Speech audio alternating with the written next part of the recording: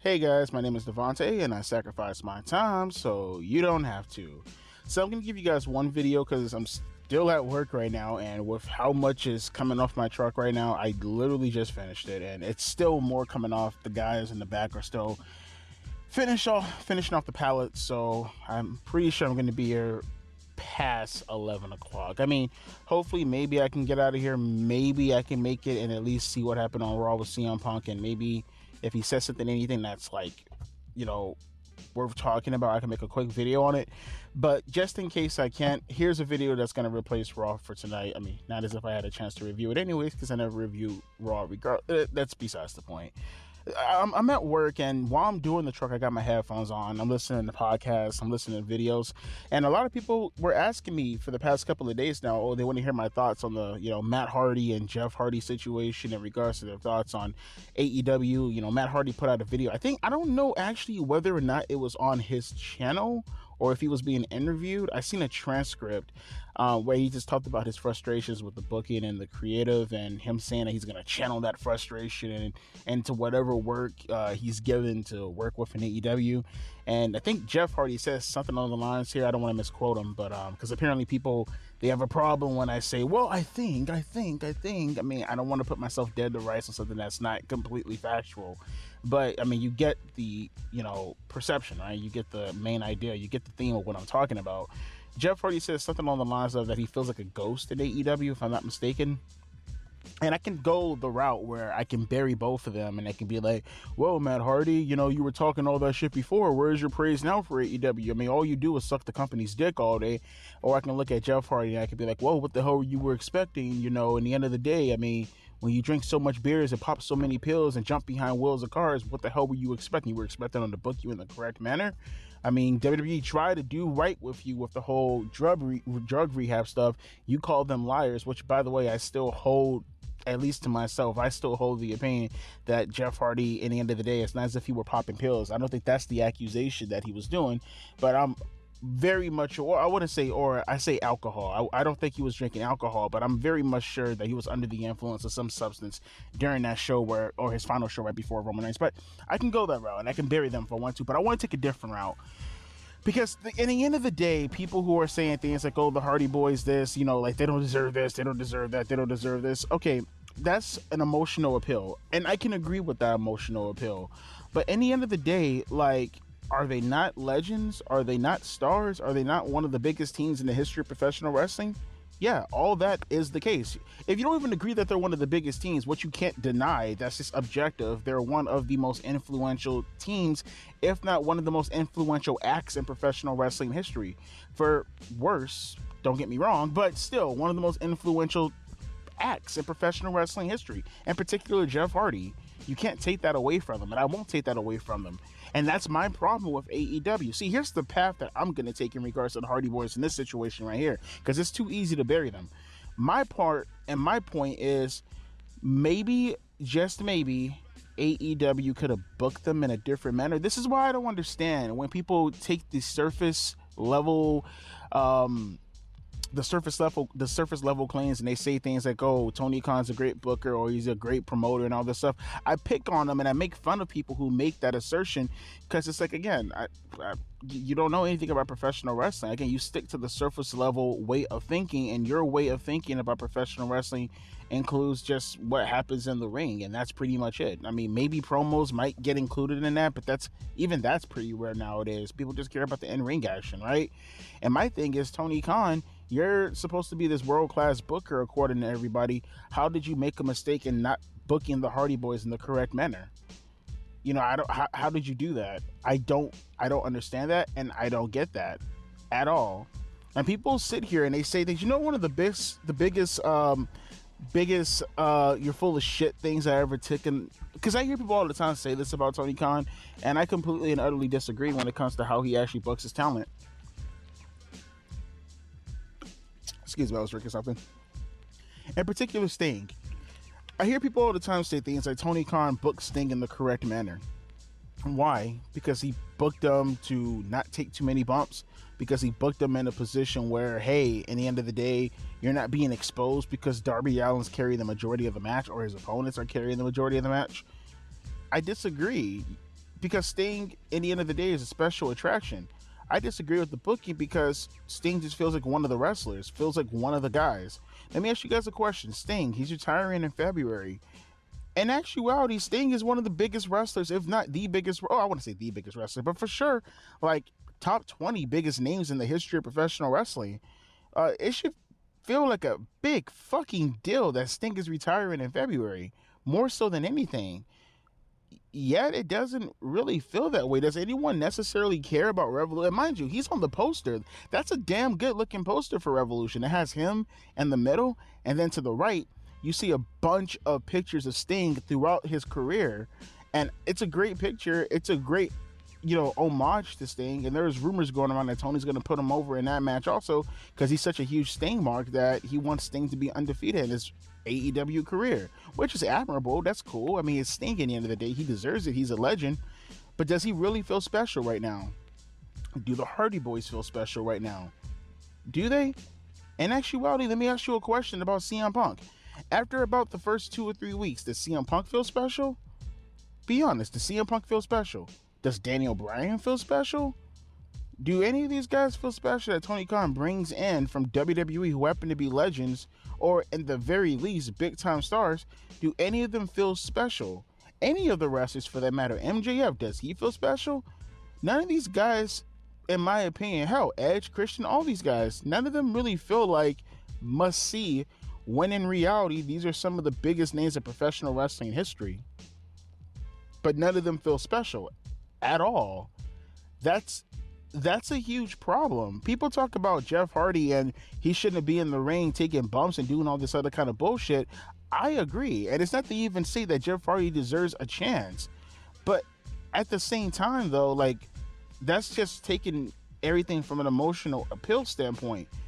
As a businessman, as a promoter, shouldn't you be doing everything within your power to put Jeff, now that he's back, I mean, now that he's like, somewhat sober, I don't even know the status of that even, but like, shouldn't you at the very least work around that, just for the sake of Jeff Hardy's name? Like, I'm not saying you have to give him the world championship, but you should put him in prominent spots. So at the very least, if for anything, I would think common sense booking would be put Jeff Hardy in a big spot based off of his name value to help put over the next generation, right? But you have to do it in a smart way. He has to get a couple of wins. You have to put him in prominent spots. So that way, when he actually gets the opportunity to be put on pay-per-view to put someone over, or a big-time TV special, it actually matters. That's my problem with Chris Jericho. Like, he's one of the biggest wrestlers of all time, easily, but he's done so much damage to himself because how much he puts over talent that it doesn't even mean anything. And it's like, I don't know if it's Tony Khan allowing Chris Jericho to have this much creative direction where he makes himself feel more invalid and feel more like one of the boys, or if this is just Tony Khan's status in the way that he books things. Because in my opinion, and people can take it for what you will, I look at how, for an example, WWE treated The Undertaker in like the early 2010s. Taker wasn't really in the best shape, but some of his best matches of his entire career, some of the greatest matches of all time, happened with Taker and Shawn Michaels, happened with Taker and Triple H, happened even with Taker and CM Punk. Those were amazing matches in the end of the day. And it was because you knew how to work around the talent. You know what I mean? I'm not saying everybody has to work a schedule like The Undertaker. I'm not saying everyone has to work a schedule like a Brock Lesnar. But common sense would tell you, maybe if you give them the opportunity to be put in shape or get in shape, and you have the appropriate talent that knows what they're doing, you can put them into a position where when they show up every 5, 6, 8, 9 months, whatever the case may be, You book a big time angle around them, and you put someone in that position who you built up well enough. That's when that linear storytelling comes into play, because that's how you get people invested into one's character, when you show them throughout the night in different segments, but poignantly, you know what I mean? And you put them in that position every week where they feel like a big deal, and then you cement that by putting them in the ring with someone who is actually established, a legend, if you will. That's how you should be doing it, right? Theoretically. Like, I look at someone like a Hangman Adam Page. If I was booking AEW, for an example, I'd be doing things with him RDR2 style, booking him like a legitimate cowboy. And then when the time comes, and mind you, I'm doing all this as a heel. I'm booking him all as a heel. I'm booking him super duper strong. And then when that time comes, you have Jericho go do his thing with Fozzy. You have Jericho helping out the talent backstage. Eventually, though, you bring back Jericho and you have him feud with Hangman Adam Page, and it actually has some meaning. They have history with each other. I think they were the first main event for the AEW World Championship. Like, I think Jericho beat him to win AEW Championship, if I'm not mistaken, right? It's things like that to make people feel special. And the thing is, AEW devalues talent so hard, and I can't really wrap my mind around the fact when people say things such as, like, he's one of the great promoters, one of the great bookers, when, again, everything that you touch that once feels special no longer feels special. Like, I talked about this like a couple of weeks ago with Edge and this storyline with Christian. You think putting someone like Edge on Collision is a smart idea when it has your lowest viewership numbers as far as out of Collision and Dynamite? Not to say that Dynamite is making headways right now when it really should be. I mean, people forget at the end of the day, when it comes to Dynamite lost viewers. It's not as if Dynamite at the end of the day started off super duper small. Like, no, they started off, always remember, Dynamite started off at 1.4, almost 1.5 million fans. That's where they started. And then as time went on, they just started, either they were stagnant or they were declining. Stagnant, declining, stagnant, declining, where now you're at a point where now your average viewership number is half of what you were when you first debuted. Like, I don't understand how you can look at something like that and objectively say that someone's a good promoter. You can subjectively like the matches, that's fine. But who are you helping in the end of the day by talking about Tony Khan and his company like this and putting all these bad thoughts in his mind by constantly glazing him when he's not really worthy of any of the accolades you bestow upon him, in my opinion, at the very least, just going off of what we've been seeing objectively speaking. And that has more to do with the talent that he's been positioning. Because with the likes of an Edge, with the likes of a Chris Jericho, with the likes of a Hardy Boys, you would think that, hey, this guy should be like, if for nothing else, these are all established, well-groomed talents that have name recognition and legacy. At the very least, you should be bringing in viewers to want to watch them do their work. And, while that's going on the undercard, you're promoting all your younger talent. And as I said before, you're using those undercard talents to prepare them to eventually go up against these legends. It seems like none of that is happening at the end of the day. That's my biggest problem when it comes to Tony Khan and his booking. And you can sit there and you can try to justify all this stuff and be like, well, this guy's hurt, or this guy, well, he's not really in a position to be having good matches. Well, I mean, that's the purpose of the other talent who's currently having all the 5 tools, or as close as you could possibly get, right? That talent who meets that criteria should be getting in the ring with that legend to make them look as good as possible. That's what happened with CM Punk and The Undertaker at WrestleMania 29, right? I don't have to like CM Punk, but I can objectively recognize that he carried Taker in that match and gave him a fantastic match. And he let Taker do his stuff and what he can do with his limitations while working around him, because that's what you do when you're a good promoter. You have vignettes and you have promos that get people hyped up, and then when you get into the match, if the guy is good enough, he can work around that talent. That's the point of what I'm trying to get to this at the end of the day. I look at Matt Hardy's and Jeff Hardy's frustrations, and honestly, you can sit here and you can say that, yeah, you guys brought this upon yourselves, But you still can't. You can do two things at once. You can say they brought them upon themselves, but at the same time, you can't say that they're not valid, because Matt and Jeff are names in the end of the day, and they're not being booked.